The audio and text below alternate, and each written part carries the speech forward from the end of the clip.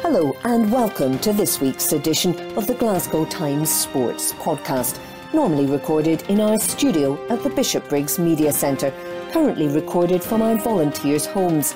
To keep in touch with us, use our social media platforms, Facebook, Instagram and Twitter, which are all at Q and Review. That's CUEANDREVIEW. Or get in touch via information@qandreview.com. That's information@CUEANDREVIEW.com. Please like and share our podcast and give us any constructive feedback. Evening Times Sport, May 17. Rangers skipper Tavernier hailed by Andy Halliday. Report by Ian Collin. Andy Halliday has saluted James Tavernier for the way the inspirational Rangers skipper has led from the front on the club's stunning march to the Europa League final. Tavernier has remarkably scored in the home leg of each of the Govan side's knockout victories, and is just one more win from joining the legendary John Gregg in the history books as a European Cup-winning captain. The fullback signed for Rangers just 2 days after Halliday in 2015, and the pair were teammates for 5 years until Halliday left for Hearts in 2020. And Halliday has heaped praise on his former colleague for the way he has repeatedly proved his doubters wrong while wearing the Ibrox armband. He said, "I am absolutely delighted for him. I think some of the stick he's taken over the years has been baffling. I always felt as a player, if he can take stick despite doing what he's doing, then anyone can. And the goals he's scored. I read he scored 35 in his last 100 appearances. That's not just right, it's just something you don't see. He's had a lot of questions. Is he a captain? Is he captain material? Well, if you score the first goal in every home leg in a European knockout competition, that's somebody who's setting an example and driving from the front. I am absolutely delighted for him, and I'll be absolutely delighted for the club and all my ex-teammates if they go and do it." Meanwhile, Halliday has hailed his old team for their remarkable achievement in reaching tomorrow's final. As the Jambos warm up for Saturday's Scottish Cup final against Rangers, their Hampden opponents are preparing to fly the flag for Scottish football on the continent. Their Seville showdown with Germans Eintracht Frankfurt comes 19 years on from Celtic's UEFA Cup final in the same city, and 50 years on from Rangers' famous European Cup Winners' Cup triumph over Dinamo Moscow across Spain in Barcelona. Halliday doubted whether another Scottish club would reach a European final after Celtic's agonising defeat to Porto in 2003, only for Rangers to repeat that feat just 5 years later. But the 30-year-old reckons the Light Blues' progress to the final this season, seeing off Borussia Dortmund, Red Star Belgrade, Braga and RB Leipzig in the knockout stages, has been simply stunning. He added, "It's been remarkable. I remember Celtic getting to Seville in 2003 and thought you would probably go a long time before you saw a Scottish club do that again. Then Rangers obviously made it in 2008. And I remember thinking I'd probably not see that again in my lifetime. Now we're here in 2022, and they've managed to do it again, against all odds in getting to the final. It has been a remarkable achievement when you look at some of the clubs they've played again. Especially in modern-day football, the financial disparity between these Dortmunds and Leipzigs to us in Scottish football. It's a bit similar to Hearts to the old firm when you look at the league table as well. The job they managed to do to get to the final has been amazing, and amazing for Scottish football. Report by Ian Collin. Evening Times Sport, May 17. Nick Roger asks, can Phil Mickelson one day find redemption after controversial breakaway? I was reading the results of a survey the other day about decreasing attention spans. At least I think it was about decreasing attention spans. To be honest, my mind had started to meander off halfway through the word decreasing. Anyway, the study suggested that 47% of people believe that deep thinking has become a thing of the past. Those of you who loyally read this page, of course, will possibly disagree with that particular section of society. Trying to follow the general thread of the weekly column, for instance, forces you into a cocoon of concentration and sober contemplation. As for the man who writes the thing, well, the likeness to Auguste Rodin's sculpted creation, The Thinker, is uncanny, as I sit in the study gazing at a blank Word document on the laptop, my chin resting on one hand while wrestling with a powerful internal struggle. Can you at least put some clothes on? Gasped a startled sports editor. It's a vision that doesn't bear thinking about. As far as this week's US PGA Championship at Southern Hills is concerned, there's plenty of food for thought. Tiger Woods is back in action again after the exertions of his comeback at April's Masters. He'll probably commandeer about 99% of the coverage in the build-up to the second men's major of the season. What's left will possibly be gobbled up by a man who's not even playing. Phil Mickelson's confirmation over the weekend that he wouldn't be defending the title he won in such heroic fashion a year ago sent a few more shockwaves through a game that's generated so many rumblings recently. The seismometer has pinged itself off the chart. Mickelson, of course, has been responsible for plenty of this boisterous activity. He has not played competitively since his incendiary remarks back in February, when he said he was willing to overlook Saudi Arabia's grisly human rights record in his attempts to leverage the kingdom's vast investment into golf against the PGA Tour. His support for a proposed breakaway tour, fronted by Greg Norman, led to Mickelson being lambasted by his peers, with Rory McIlroy calling his initial comments naive, selfish, egotistical, ignorant. Lefty became something of a pariah as he backed away from the spotlight with all the finesse of a man reversing a forklift truck into 100 crates of eggs. It was also different 12 months ago, wasn't it? At a nifty 50, Mickelson became the oldest major champion in history with his thrilling United States PGA triumph at Kiawah Island. It was his sixth victory in a Grand Slam event, and his most improbable.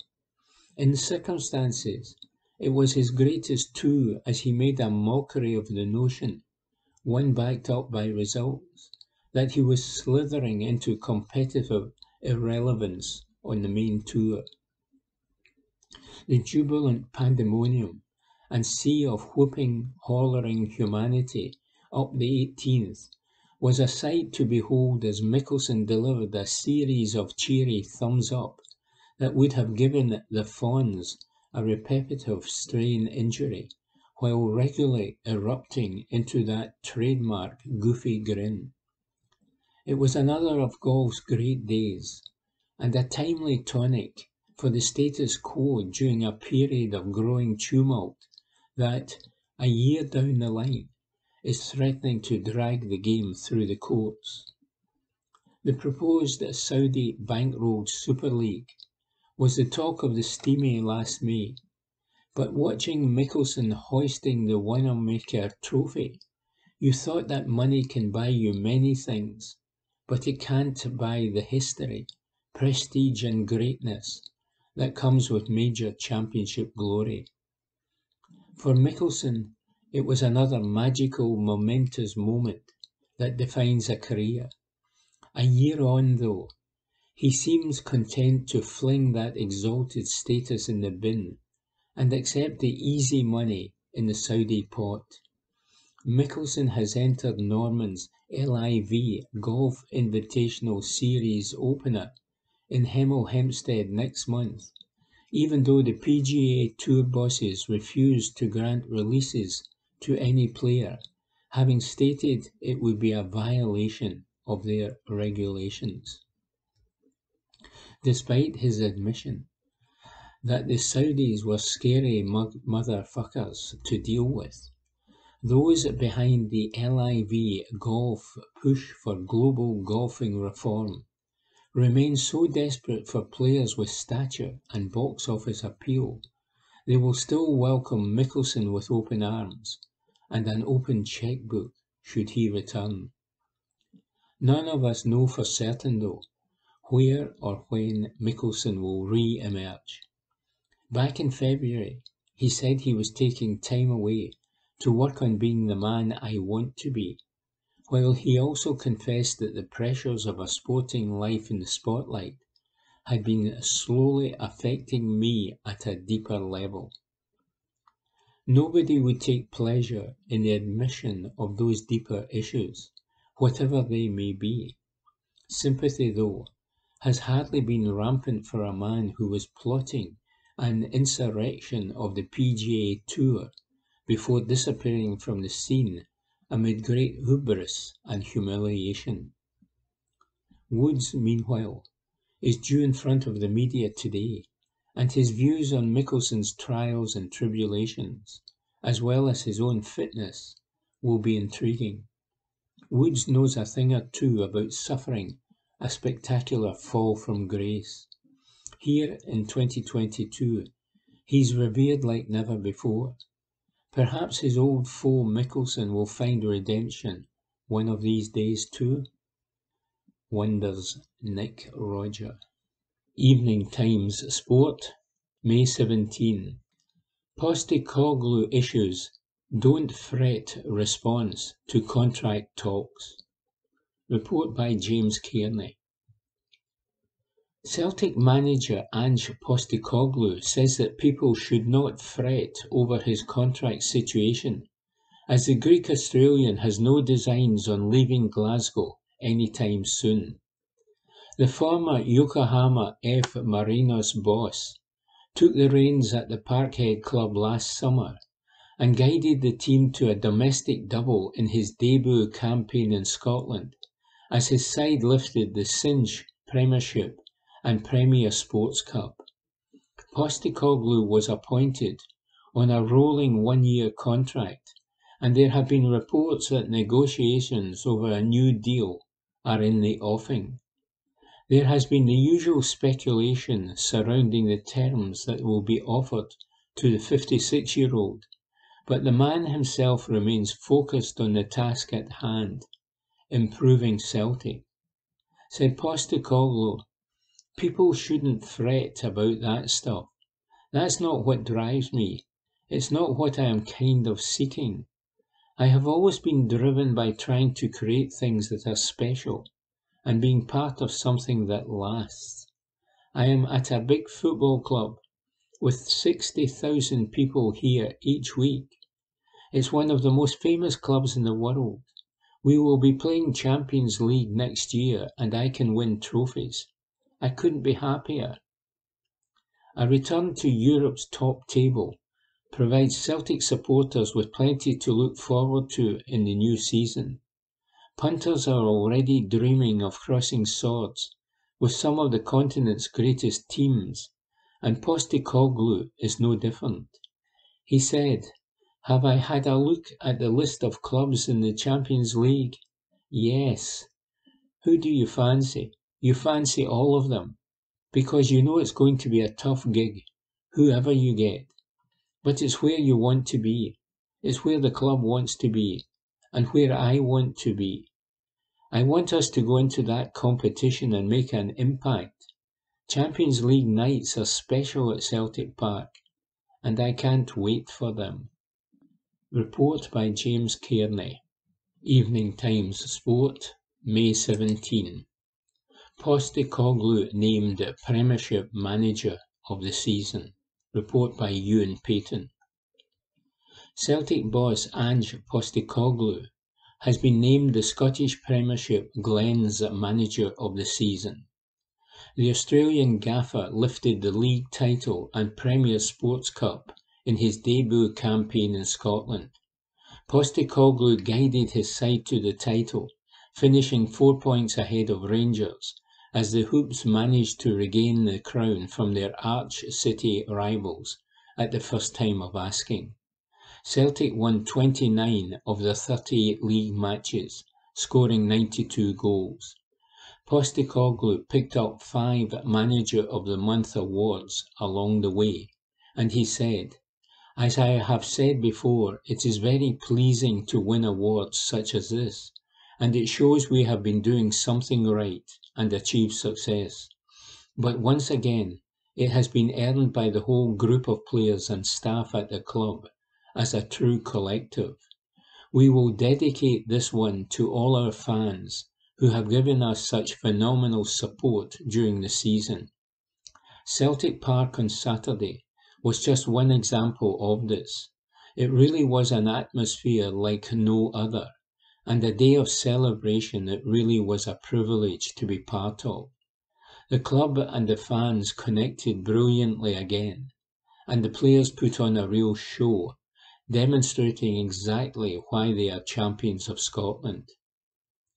Colin Matthews, CEO of Glens owner, the Loch Lomond Group, added, "This has been a really significant first season in charge for Ange Postecoglou, where he has rebuilt the side and held off a strong challenge from Rangers to win the title and secure Champions League group stage football for Celtic next season. Celtic's form throughout the season has seen the manager pick up a series of our monthly awards, and there is no doubt he is a worthy winner of the Scottish Premiership Glens Manager of the Season award. My congratulations to Ange and his team for a superb season." Report by Ewan Payton. Evening Times Sport, May 18. Scott Arfield hopes the Europa League stars align for Rangers. Report by Chris Jack. Scott Arfield reckons it could be written in the stars for Rangers to be crowned Europa League champions this term. The midfielder will line up in Seville with his sights set on the silverware and a place among legendary figures of yesteryear at Ibrox within his grasp.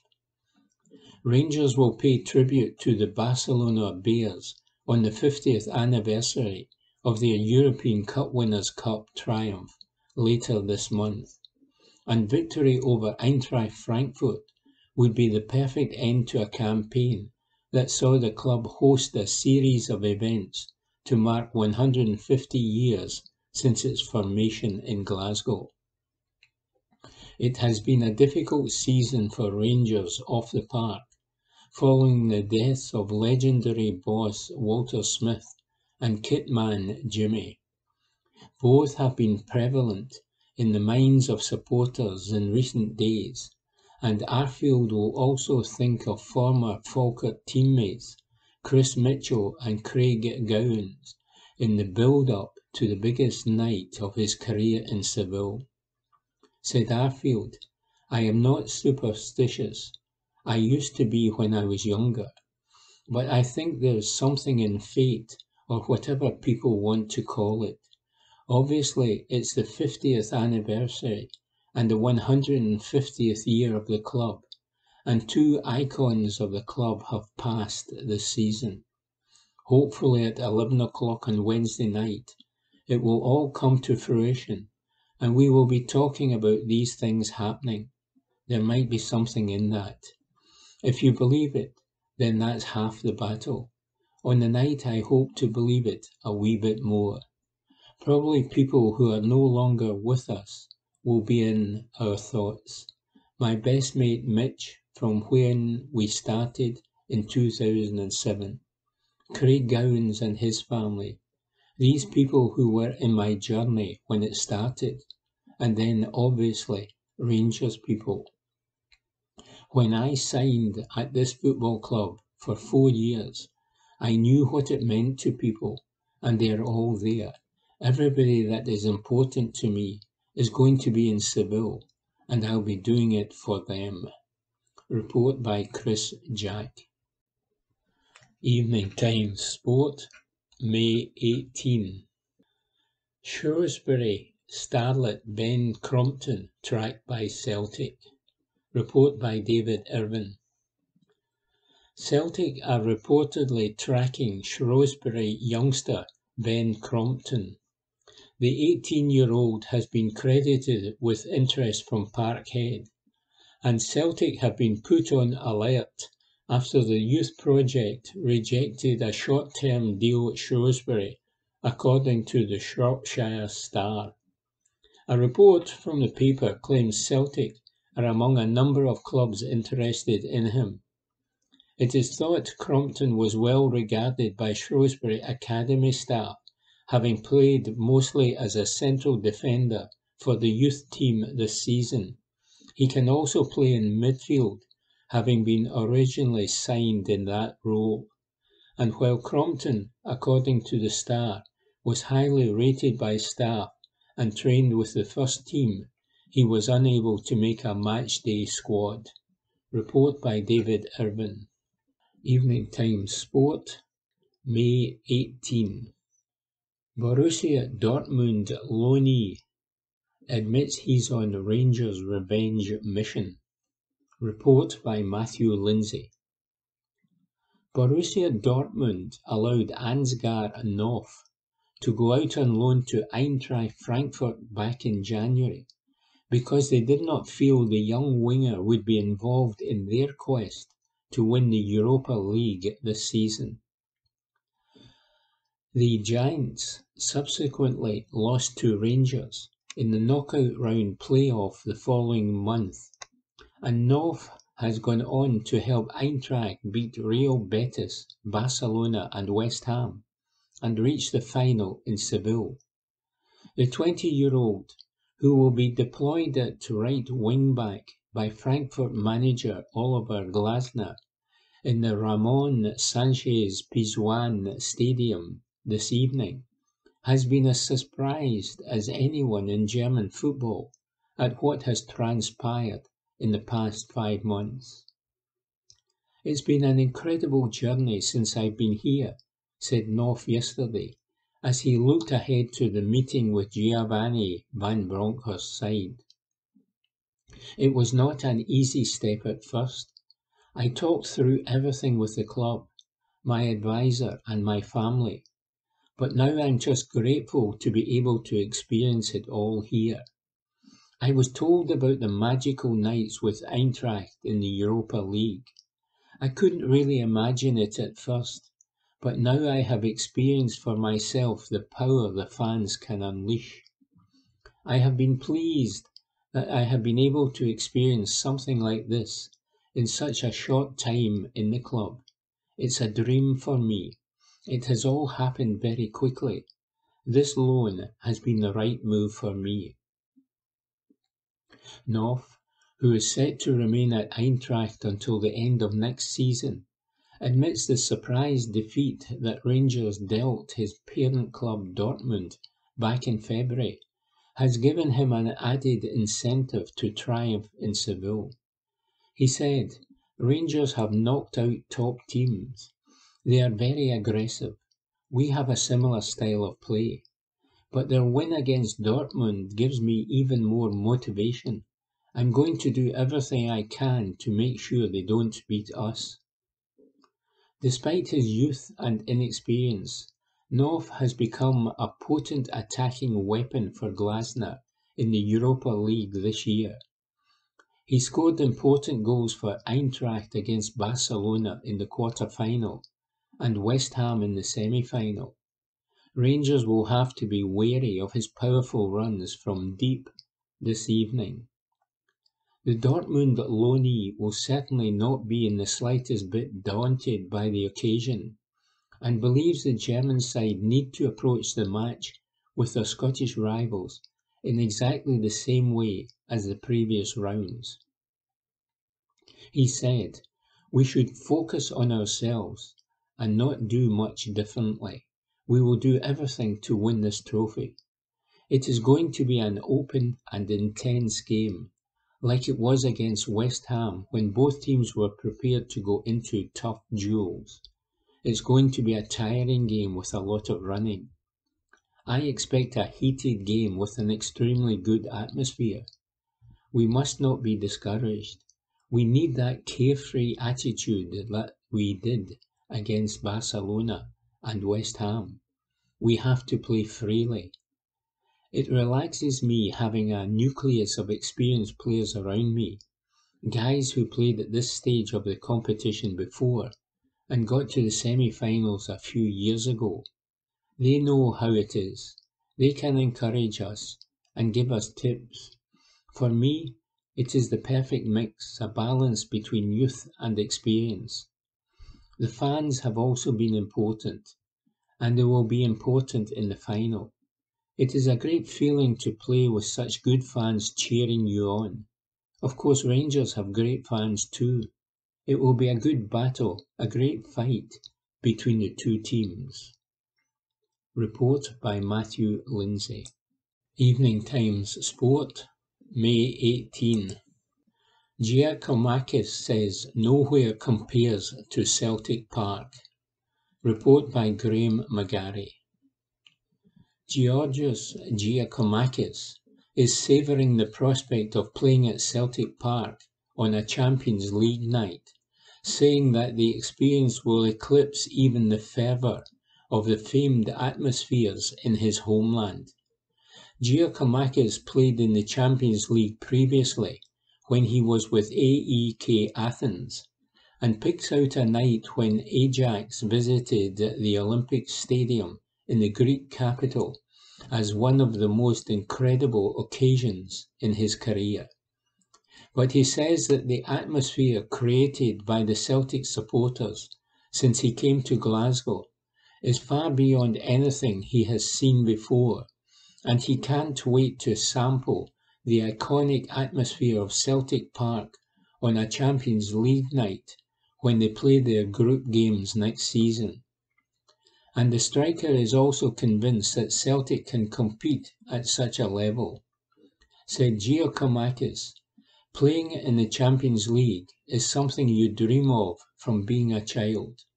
I played in it already for a great team like Athens, but here it is going to be special. It's the top competition a player can participate in. Everyone wants to compete at that level. I love it.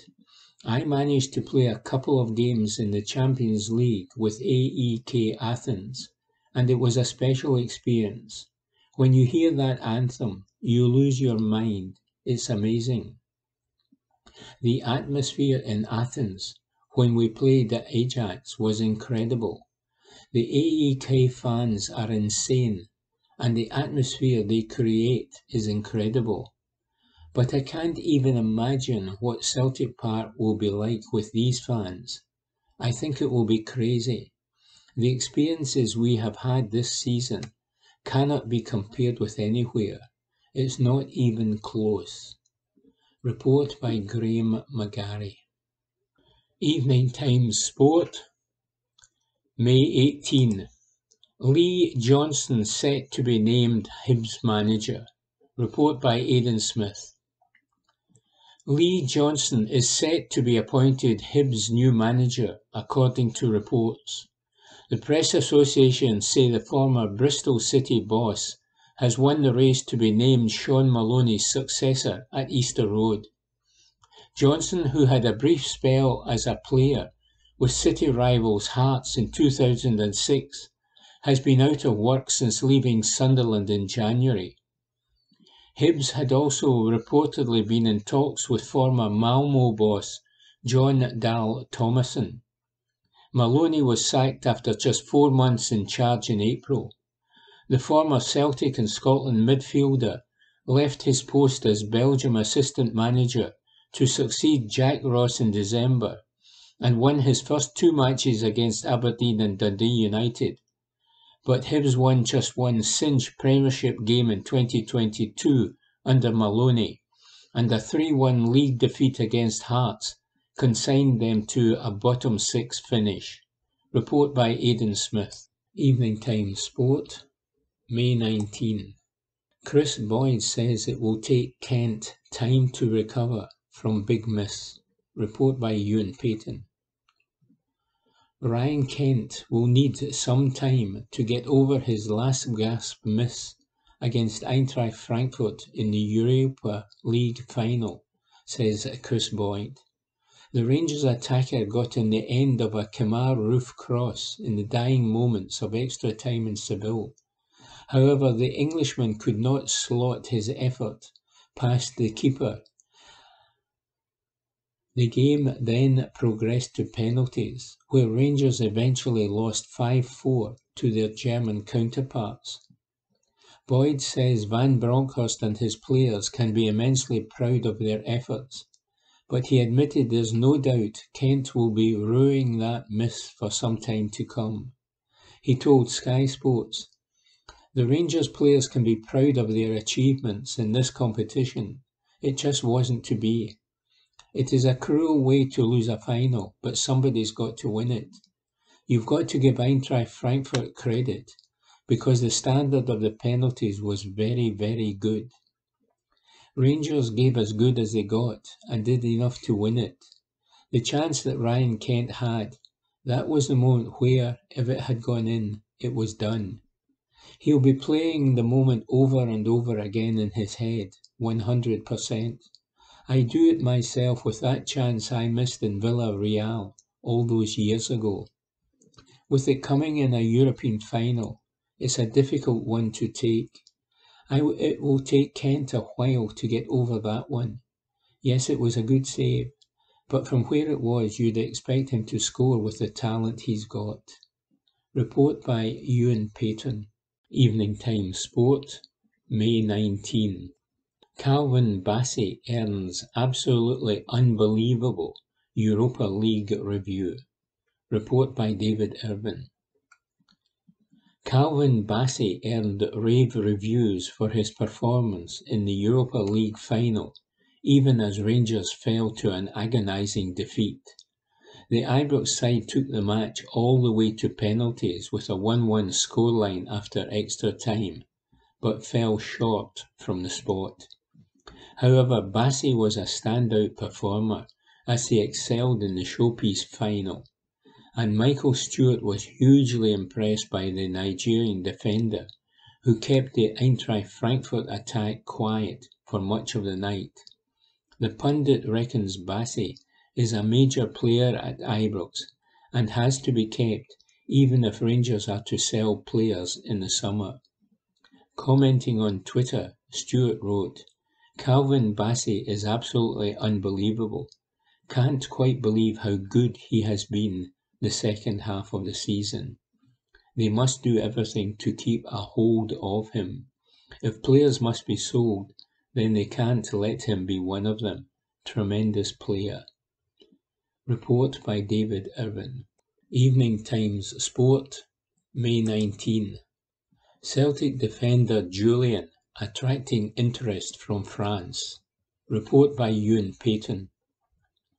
Celtic outcast Christopher Julian could be heading back to France this summer, according to reports. The central defender is believed to be attracting interest from several League One clubs. The Scottish Sun said Julian's situation at Celtic Park is being monitored closely, with a summer move potentially on the cards. The 29-year-old returned from a long-term knee injury recently. However, despite being back in first-team training, he has been limited to just 16 minutes of action. Speaking on his future recently, he said, "I still have a year of a contract and I'd like to continue playing here, but my priority is to be on the pitch. If the conditions do not change, it is certain that on my side the door will be open to continue my career elsewhere at a club where the coach would be happy to rely on my qualities."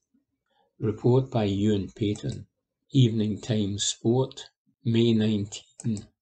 Nick Roger reports temperatures rising as United States PGA Championship action begins in Tulsa. If you think the majors come thick and fast these days, with the next 3 Grand Slam shootouts shoehorned into a 9-week spell, then spare a thought for the global campaigners of the swinging 60s. When Jack Nicklaus won his first US PGA Championship in Dallas back in 1963, he achieved it just 7 days after finishing third in the Open at Lytham. "I went from a 55-degree temperature to a 110-degree temperature," he recalled of that fraught transatlantic turnaround. "I couldn't pick the trophy up. I had to take a towel. I mean, you could have cooked your breakfast on the trophy sitting out there. It was so hot." Things have certainly been heating up in the world of golf recently. In fact, the mere mention of Greg Norman and his contentious Saudi-backed Renegade series raises the temperature to such an extent it just about sparks an emergency UN climate change conference. It is difficult to avoid the various elephants plonked in the clubhouse. Saudi Arabia Norman, the absence of defending champion Phil Mickelson, but the 104th staging of the United States PGA Championship at Southern Hills will offer some respite from the general tumult as we all look forward to an event of luster, history and prestige. This week is all about golf that genuinely matters, not some ruthless cash grab that would make the Great Train Robbery look civilized. There's still plenty of dosh involved, of course. The winner will walk away with over $2 million. The paying punters on site have some eye-opening dollar signs to mull over. It's $18 for a can of Michelob Ultra beer. $18 for a freaking beer, spluttered the 2017 US PGA champion Justin Thomas. Even Greg Norman would gasp at the price. A month or so on from his victory at the Masters, Scotty Scheffler, the world number 1, has breezed into Tulsa with the kind of confident strut that should have been accompanied by a rendition of Staying Alive by the Bee Gees. At least that's how Brooks Koepka imagined Scheffler would appear. "When you're number 1 in the world, you've kind of got that swagger," suggested the double US PGA champion Koepka, who first reached the top of the global pecking order in 2018. As for Scheffler himself, well, the calm, collected 25-year-old is not the gallus type. Asked if he felt like he had more stature now that he has joined the pantheon of major winners, Scheffler gave a nonchalant shrug. He said with a smile of the all-consuming presence of a certain Mr. Woods, "No, Tiger's here, so nobody really remembers that I'm here." Having teed off 2022, seeking a first PGA Tour win, Scheffler is now hunting down a 5th victory of an extraordinary campaign. For all his successes, it continues to be business as usual for the canny New Jersey man. I don't feel any different, he added of his lofty status. I don't get any extra shots this week. You know, it's nice to have the ranking as number 1. It's a tremendous honour. But at the end of the day, when I show up at a tournament, I don't have any advantages over the field. We all start at even par. Scheffler will be one of many to watch over the next 4 days. Plenty of eyes too are being fixed on the resurgent Jordan Spieth, who is aiming to complete the career Grand Slam. It's a distinguished exclusive club occupied only by Woods, Nicklaus, Gary Player, Ben Hogan and Gene Sarazen. But Spieth looks in fine fettle as he makes his latest bid for membership. The 28-year-old Texan missed the cut at the Masters for the first time in 9 appearances at one of his happy hunting grounds. It was the worst feeling as a golfer that I can remember, he said of that chastening experience. The following week, though, he soothed those particular wounds with a thrilling win in the RBC Heritage, before being pipped to the AT&T Byron Nelson title in his own backyard last weekend. In his 6th attempt to complete that career Grand Slam, Spieth has arrived with plenty of purpose. After the historic heroics of Mickelson a year ago, when he became the game's oldest major champion at the age of 50, and life for Lefty seemed simpler, this US PGA has lots to live up to. Major championships, though, tend to rise to the occasion, says Nick Roger. Evening Times Sport, May 19. Aaron Ramsey lands Wales call-up, hours after Rangers penalty heartache. Report by Ewan Payton. Rangers star Aaron Ramsey has been called up to the Wales national team for their upcoming World Cup play-off matches. The news comes a matter of hours after the Welshman suffered heartache with the rest of his Rangers teammates in their Europa League final loss to Eintracht Frankfurt. The on-loan Juventus player missed his penalty, which meant that the German outfit were able to run out 5-4 winners at the death. The former Arsenal ace was visibly devastated by his miss, as he was consoled by his teammates. However, he has been named in Rob Page's upcoming Wales squad. They will host either Scotland or Ukraine in Cardiff, with the winner gaining a place at the World Cup this winter. Fellow national talisman Gareth Bale is also included in the squad, and Dundee United star Dylan Levitt keeps his slot also. Report by Ewan Payton. Evening Time Sport, May 19. McCoist admits Rangers' mental fatigue worries ahead of Scottish Cup final. Report by Ewan Payton. Ali McCoist admits he is worried about mental fatigue for Rangers ahead of Saturday's Scottish Cup final with Hearts. Giovanni van Bronckhorst's men lost 5-4 to Eintracht Frankfurt on penalties as they suffered late Europa League heartache. The match went the full distance, with the gruelling heat and pain of the defeat likely to make an impact on some of the first-team stars. And McCoist admits the match against Hearts on Saturday could be a concern. He told TalkSport, "Watching the game, it was as if someone had flicked a switch with 5 minutes to go, and all the players looked shattered. It was amazing to watch as the heat was very intense, and playing in that, it takes it out of you. It definitely had an effect on both sets of players, although I thought Frankfurt tired more than Rangers. There's now a cup final on Saturday. We were talking about it last night, the physical side of it. I think Rangers will handle fine. If you remember, there was the extra time against Braga, and then we had the extra time when we knocked Celtic out of the cup just after. So in terms of their overall fitness, I think they will be all right. However, I think the mental fatigue of having to get over what happened last night might be a bit of a struggle for the Rangers players on Saturday. Report by Ewan Payton.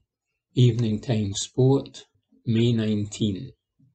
Stephen Davis bitterly disappointed as Rangers fall agonisingly short. Report by James Kearney. Stephen Davis admits that last night's defeat on penalties to Eintracht Frankfurt in the final of the Europa League was hard to take. The veteran midfielder came off the bench towards the end of the second half, and the Northern Irishman believes that the team had their chances to win the game. A long shot from Borna Barisic drew a smart stop from Frankfurt goalkeeper Kevin Trapp, and Davis had an effort that whistled over the bar, but it wasn't enough as the Ibrox outfit lost out in the shootout. He told BT Sport, "It is obviously a huge disappointment. Once it goes to that stage of the game, it is a lottery. You are looking to win it, and it's hard to reflect straight away due to that disappointment. We were desperate to send the fans home happy. They have been tremendous for us this whole campaign, and the boys have been tremendous, but it hurts. I thought we were starting to get control of the game in extra time. Borna had a shot, I had a chance.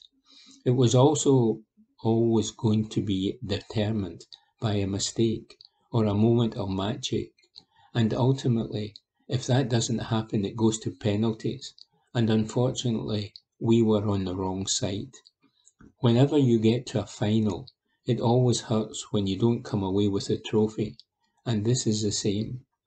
I felt going into the game with the form we have shown and the teams we had beaten and the way we had played throughout this journey has been unbelievable. I really thought we'd go on to win it.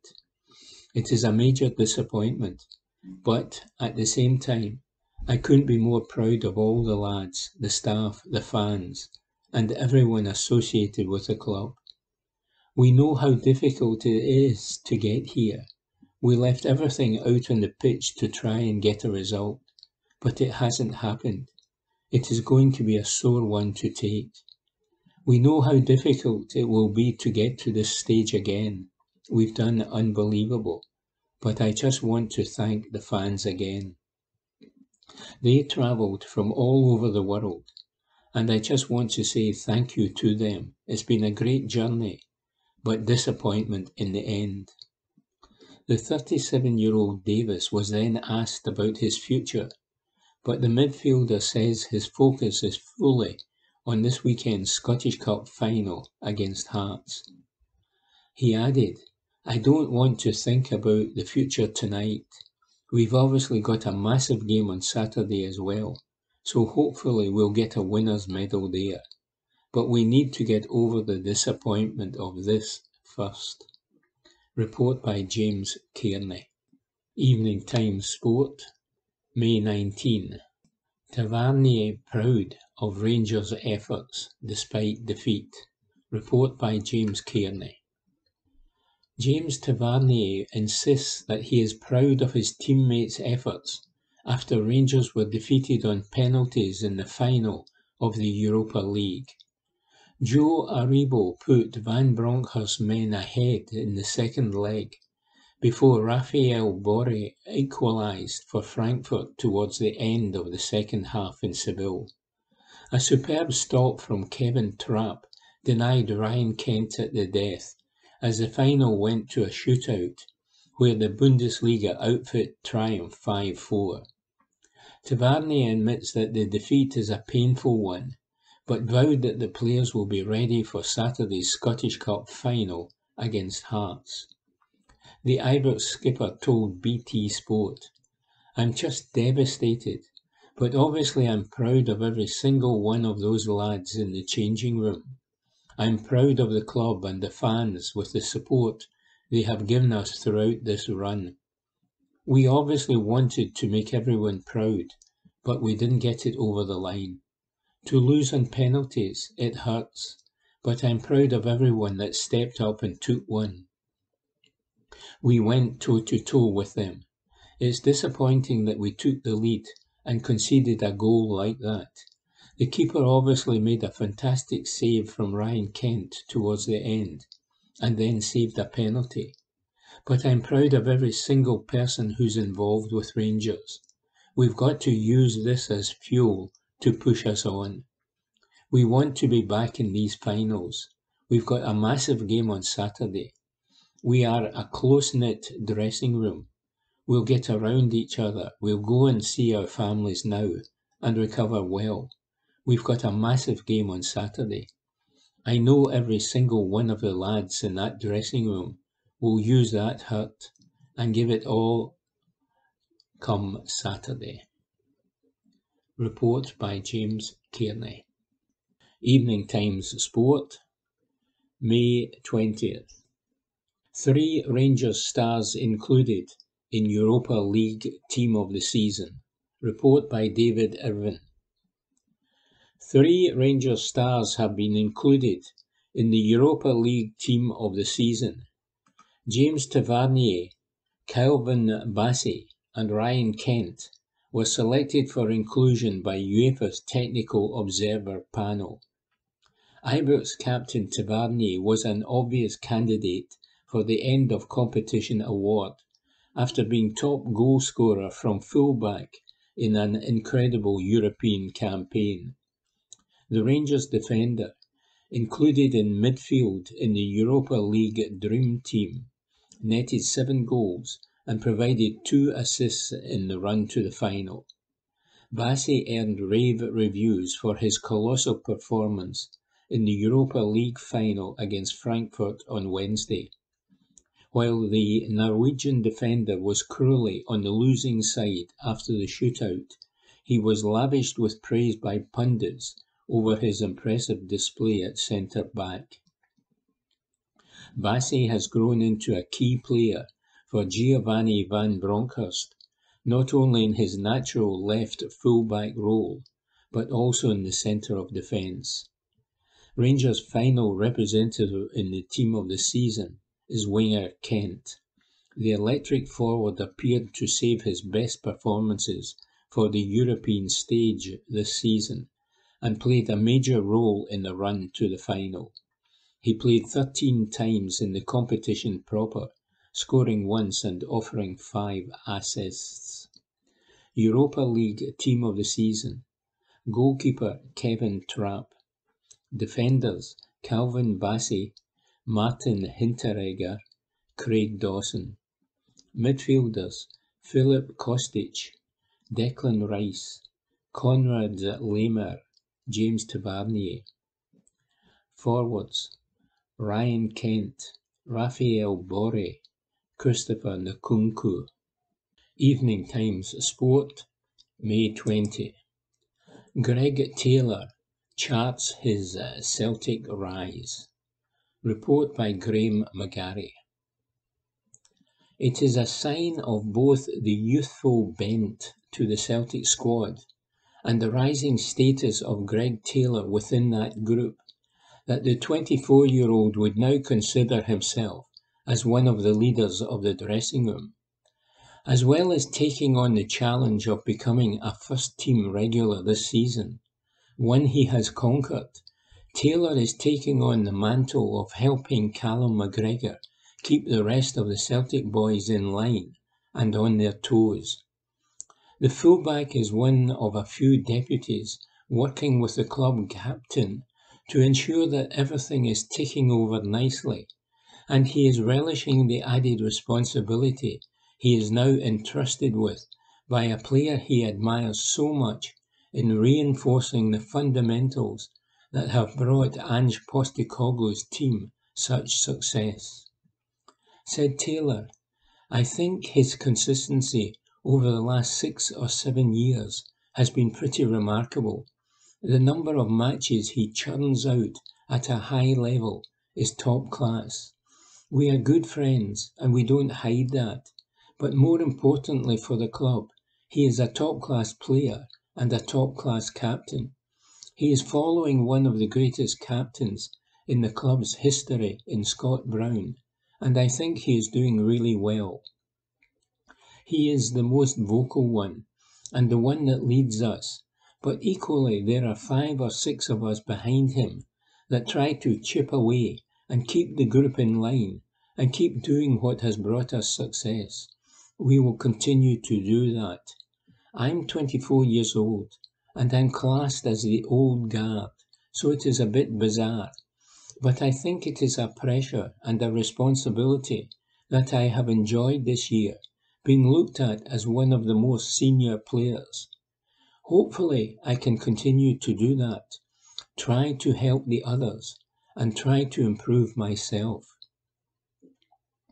There are few among the Celtic support who would argue against his last point, as Taylor has won over many sceptics this term with his ability to adapt to the unusual demands placed on him by the manager.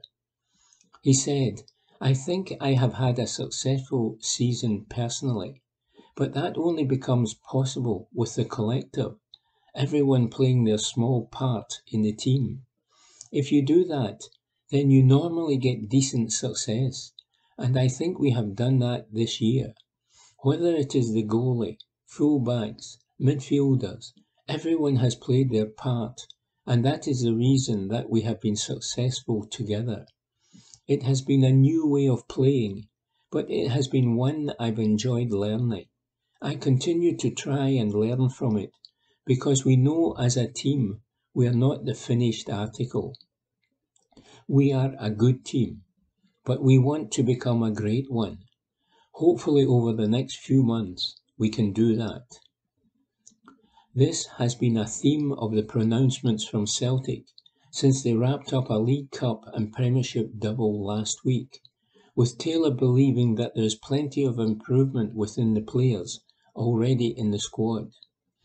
He has been around the block long enough to know that at a club like Celtic, your place is never assured, and reinforcements will also be recruited this summer as Postecoglou tries to prepare a team fit to compete in the Champions League group stage.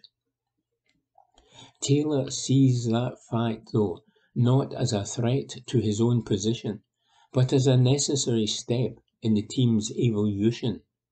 And he said, "I think we need that. We cannot rest on what we have achieved so far. We have had a successful season, winning the double, but we need to progress next year. We want to be bigger and better, and I think by bringing bodies that pushes everyone on again." Taylor's leadership role within that squad may be even more pronounced next season, following the departure of old heads Nir Bitton and Tom Rogic, 2 men who will be missed both on and off the field. Said Taylor, "It was sad. Tom was quite emotional. He got the send-off he deserved. He has been a great servant of the club. He provided massive goals and massive performances. Nir just leads by example. Again, he's one of the senior boys. He has been vice-captain this year and taken on a lot of responsibility and done really well. His last few performances were top class. There will be 2 big misses around the place, but I'm sure they will do well wherever they end up next." What seems certain to be next for Taylor is a place in Steve Clarke's Scotland squad for their hectic June schedule, which kicks off in spectacular style with the World Cup playoff semi-final against Ukraine. "I still have to be picked," he said. "I never take it for granted. Hopefully I get picked, and then it is another exciting period. I'll enjoy the next couple of weeks, maybe get away for a few days, and then I'll be ready to go for the Scotland games." Report by Graham McGarry. Evening Times Sport, May 20th. Scott Gemmell heaps praise on Rangers pair. Report by Mark Walker.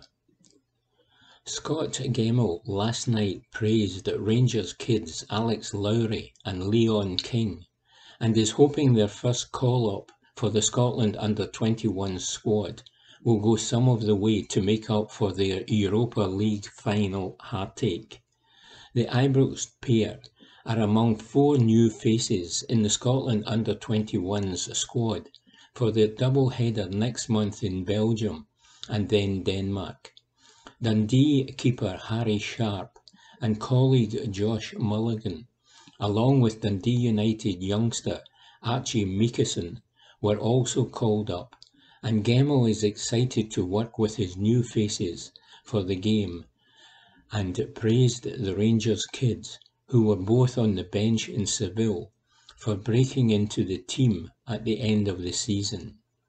He said, "Both Alex and Leon have played for our younger age groups, and we know about them, and they were always on course. But it is good to see them confirm their talent at a very high level by playing for the Rangers first team. That confirmation of talent. You can talk about young players' development and the expectancy with it, but it doesn't always come. But these young players have stepped up and taken their opportunity, and it really is good to see that. And they have got another cup final at the weekend, so that is great experience too." When you speak to the Rangers staff, like Craig Mulholland, they really have high hopes for these players, but they recognise these players still have further to go, and hopefully this international experience can help them. There is possibility and expectation, but you need to see that talent confirmed on the pitch. You need to know you can trust them to play, and there's no better way for the young players to do that than on the pitch in these big games. Gemmell is delighted to be back after missing the past 2 Scotland games with COVID, including the marathon trip to Kazakhstan. He said, "I felt that I was letting people down. You feel stupid when you're sitting at home watching the game when you should be at your work. It's not a nice feeling, but we all know it is unavoidable and could happen to anyone, and I just needed to accept it." The squad is Long, Drogheda United, Sharp, Dundee, Sinclair, St Johnstone, Ashby, West Ham, Clayton, Liverpool, Graham, Dundee United, King, Rangers, Mayo, Rangers, Welsh, Celtic, Anderson, Bristol Rovers, Barron, Aberdeen, Burrows, Coventry City, Henderson, St Mirren, High, Huddersfield Town, Kelly, Rangers, Leonard, Brighton, Lowry, Rangers, Meekison, Dundee United, Mulligan, Dundee, Smith, Hearts, Middleton, St Johnstone, Mebood, Wimbledon. Report by Mark Walker. Evening Time Sport, May 20.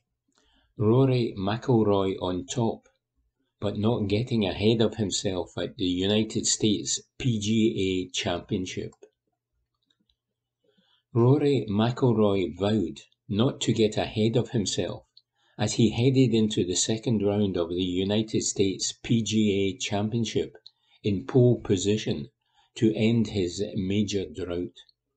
Since winning the last of his 4 majors in the 2014 US PGA, McIlroy had been a combined 35 over par in the first round of golf's 4 biggest tournaments, his most recent effort being a 1 over par 73 in April's Masters. But it was a completely different story on a sweltering opening day at Southern Hills, as McIlroy carded 7 birdies and 2 bogeys in an opening 65 to record his lowest round in a major since the 2011 United States Open. McIlroy went on to win his first major title by 8 shots at the Congressional and said on Thursday, "It's a great start, but I'm not getting ahead of myself. I did pretty much everything you need to do out there, and I'm going to have to keep doing the same the next 3 days." McIlroy held a 1-shot lead over Will Zalatoris and Tom Hoge, while playing partners Tiger Woods and Jordan Spieth were facing battles to make the cut after rounds of 74 and 72 respectively. Woods was 2 under par for his first 5 holes, but struggled from then on, and admitted his right leg, which he feared could have to be amputated following last year's car crash, was not feeling as good as I would like. Spieth needs to lift the Wanamaker Trophy on Sunday evening to become only the 6th player to complete a career Grand Slam. McIlroy made 4 birdies in a row on his front 9 and rallied with a birdie on the 9th, his final hole, after dropping 2 shots in the previous 3 holes. Scotty Scheffler produced a shot worthy of his status as world number 1 and Masters champion to set up an eagle on the 665-yard 5th hole. Tiger Woods may have struggled to an opening 74, but he proved to be adept at multitasking during a wait on the 14th tee. Evening Time Sport, May 20. UEFA issue Rangers apology after chaos. Report by Aidan Smith. UEFA have offered an apology to Rangers fans following chaos within the Seville Stadium during the Europa League final. Thousands of supporters were left fuming after a number of refreshment kiosks were left closed despite the huge crowd inside the arena. Around 20,000 Rangers fans were inside the stadium and were forced to drink water from toilet taps due to the facilities. Temperatures were soaring above 30 degrees at the time of kickoff, and Rangers were forced to contact UEFA regarding the situation. Now UEFA have issued an apology. A spokesperson told the Times Group, even though the quantity of food and beverages planned by concessionaires was much bigger than what is usually served during a domestic sold-out match, it still was not enough to meet the extraordinary demand of the day, and UEFA wishes to sincerely apologise to fans for the inconvenience created. The statement comes as Rangers Vice-Chairman John Bennett expressed his pride in the tens of thousands of supporters who followed their team to Seville and wowed the Spanish police and authorities. Police confirmed yesterday that no Rangers supporters were arrested in Seville after estimating that 100,000 were making their way to the Andalusian capital. 6 Germans were arrested ahead of Wednesday's Europa League final, most of them for being allegedly part of a large gang of Eintracht Frankfurt fans who went looking for clashes with Rangers supporters. Bennett said, "Our fans have come here and they have wowed people.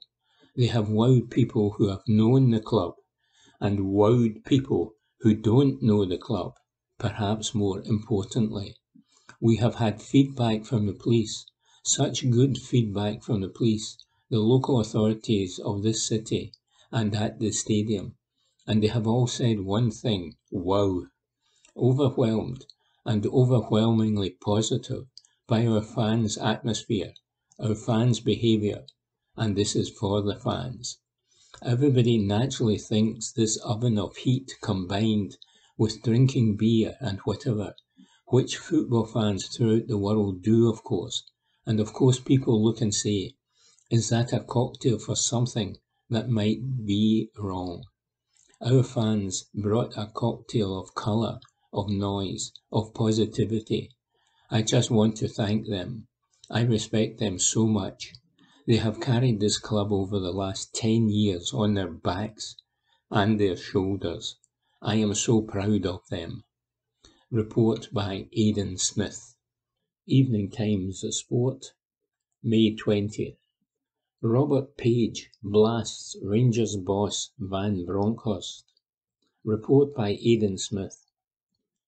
Wales boss Robert Page has blasted Rangers boss Giovanni Van Bronckhorst for placing unnecessary pressure on Aaron Ramsey by selecting him as one of their Europa League final penalty takers. The Ibrox outfit suffered shootout heartache in Seville on Wednesday, with Welshman Ramsey missing a spot kick against Eintracht Frankfurt just moments after coming on as a substitute in the 118th minute.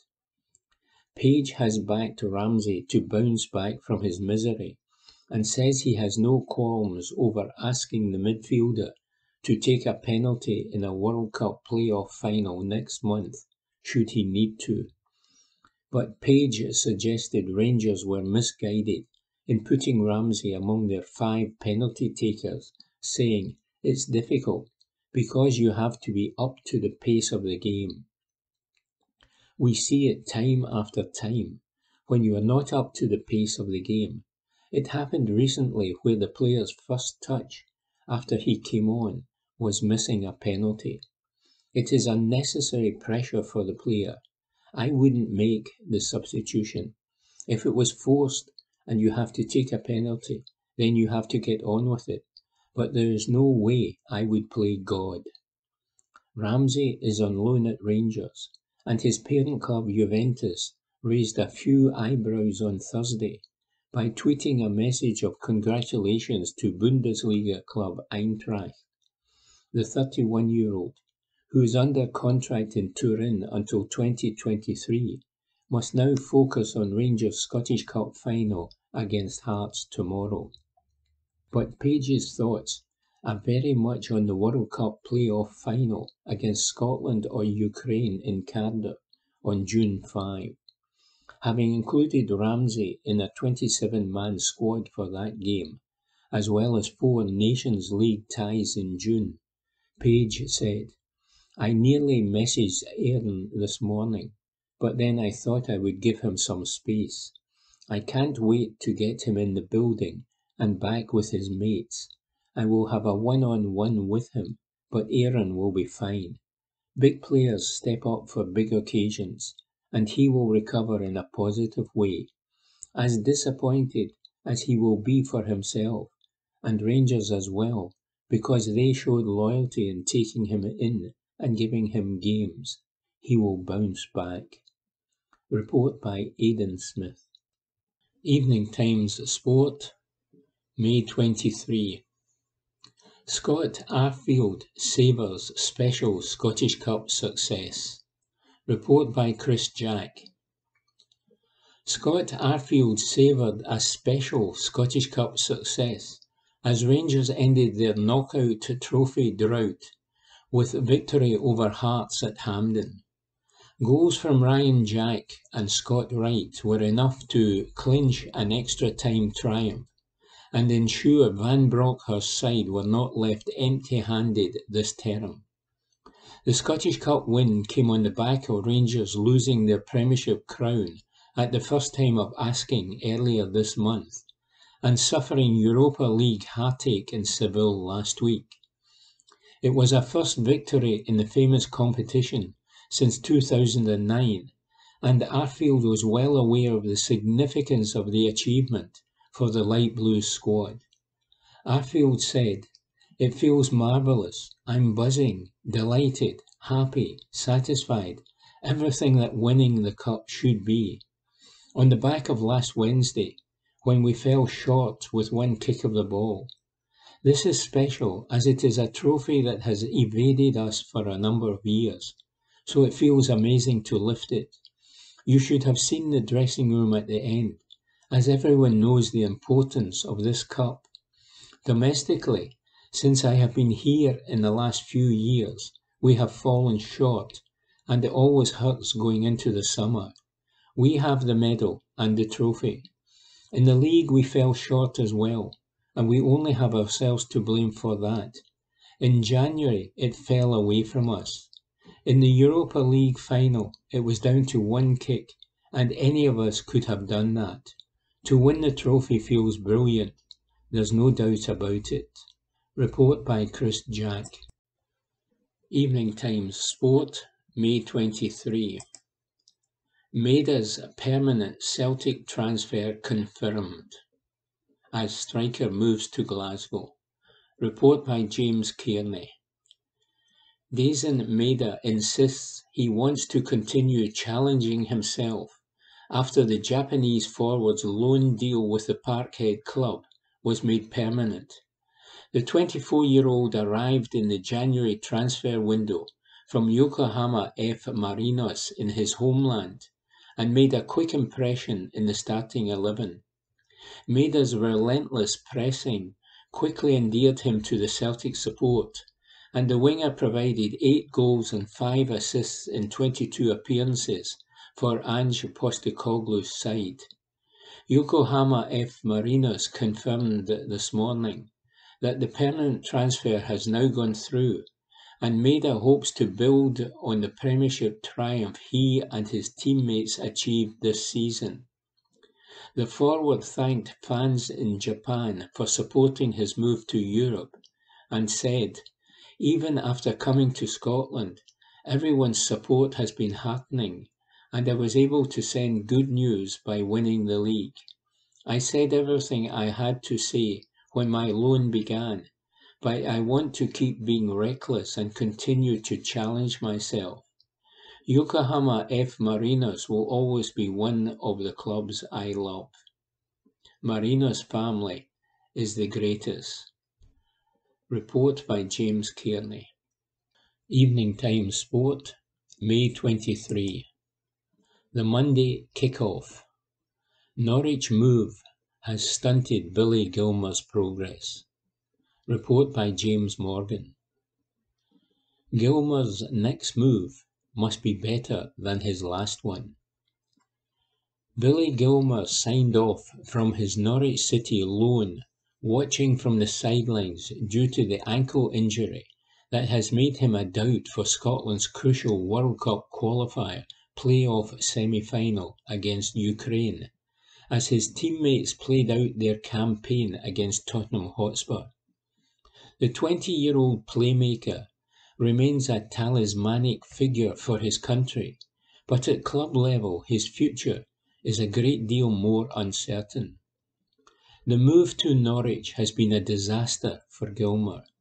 The Canaries' season started badly under Daniel Farke, as they lost their first 4 matches to Liverpool, Manchester City, Leicester and Arsenal, and got progressively worse as they took until their 11th match to record their first Premier League victory of the campaign.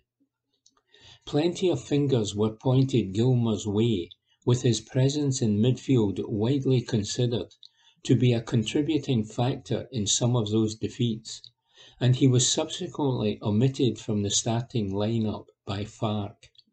When asked in a press conference about Gilmour's travails, Thomas Tuchel, his manager at Chelsea, contended that it was up to the player to find a way to overcome his problems. He said, "We thought it was important for him to get minutes. If you decide on a loan, it is as simple as that. And I don't mean it harsh. You need to perform on the pitch if you want to make it back here."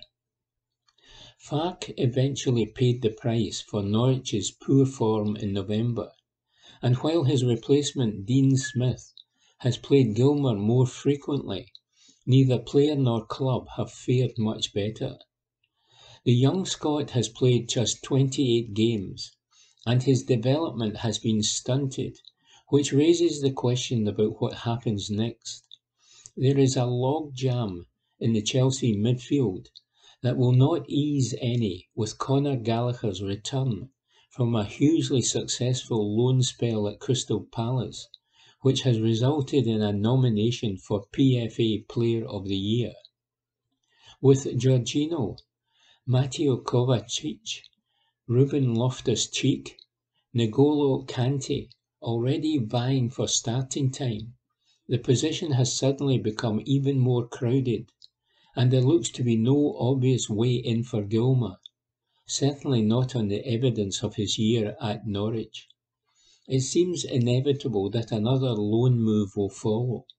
Gilmour and his advisers must ensure it is to a club where he is a much better fit. It's a big week for Mark Fotheringham. The Scottish coach was brought in to assist Felix Magath as the pair sought to preserve Hertha Berlin's Bundesliga status. Hertha have been something of a yo-yo club in German football since the turn of the century, suffering numerous relegations in that 22-year period. When they found themselves in difficulty once again in March, they turned to the former Fulham manager and his one-time assistant at Craven Cottage.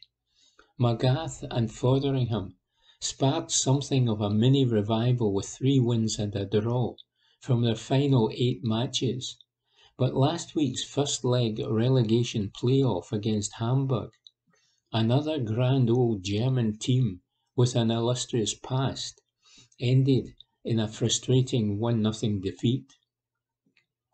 There is good news and bad for Fotheringham heading into tonight's second leg. The away side on the day has not lost a playoff second leg since 2008-2009. Wins of 7, draws 5. Alas, Hertha themselves have won just one of their previous 12 games on their travels.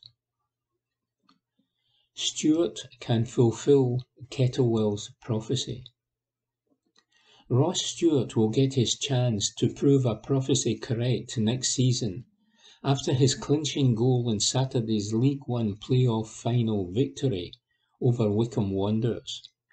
Stuart Kettlewell, his former manager at Ross County, the club that Stewart left to join Sunderland in January 2021, was in no doubt about his ceiling and predicted that no matter which level the 25-year-old played at, be it Premier League, Championship or international football, he would adapt and eventually flourish. As it is, it will be the middle of those 3 levels Stewart will get to test himself, and as Kettlewell, who said it took Stewart just 4 months to adapt to the rigours of the Premiership following his arrival from Alloa, noted, "I would be keen to see him go again, and I certainly think that he can, whether that is with Sunderland, if they can get promotion, or someone else. I think he can go to another level, and so far in his career, once he has got to a certain level, we have all been thinking he can go again."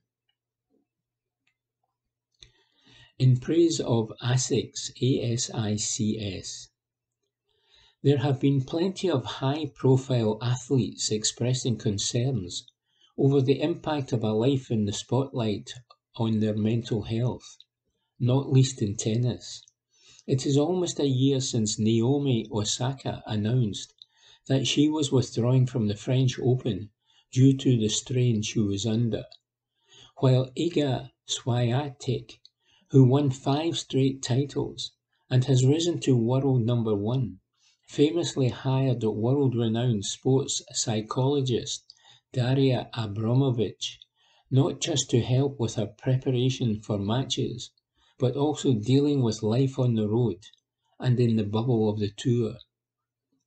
Sports manufacturer ASICS has taken the idea a step further and has written a provision into the contracts of all of its athletes, giving access to confidential assistance for mental health problems.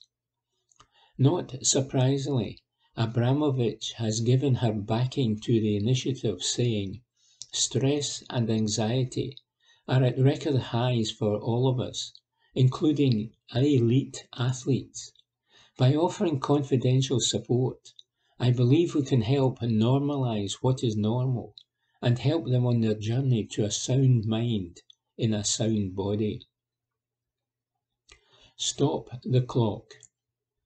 The latest instalment in the series of Things That Grind My Gears About Rugby came on Saturday in the World Rugby Sevens in Toulouse. In a group match between England and Argentina, England's Will Homer ran down the clock by more than 2 minutes before he was challenged to ground the ball for a try.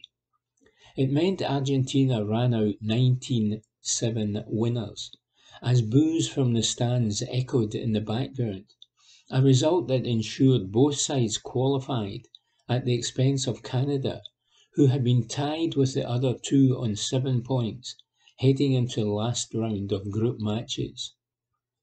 In the laws of rugby, Law 10.2b states, time wasting. A player must not intentionally waste time, a definition that fails to deal adequately with a scenario such as this one. But Nigel Owens, the former referee, said it should have been incumbent on the official to intervene, saying, "When I was refereeing on the World Sevens circuit, we could tell the player to ground the ball in this situation. I'm amazed the referee has not told him to do so." Fortunately, both Argentina and England paid for their hubris and lost in the quarter-finals. 462. The number of days between Ryan Jack's last goal for Rangers, the winner in a 1-0 Premiership victory over Kilmarnock on February 13 last season, and his opener in Saturday's Scottish Cup final against Hearts.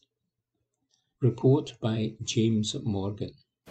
And that was this week's Glasgow Times Sport podcast, normally recorded in our studio at the Bishopbriggs Media Centre, currently recorded from our volunteers' homes with the publisher's kind permission. Thanks for listening.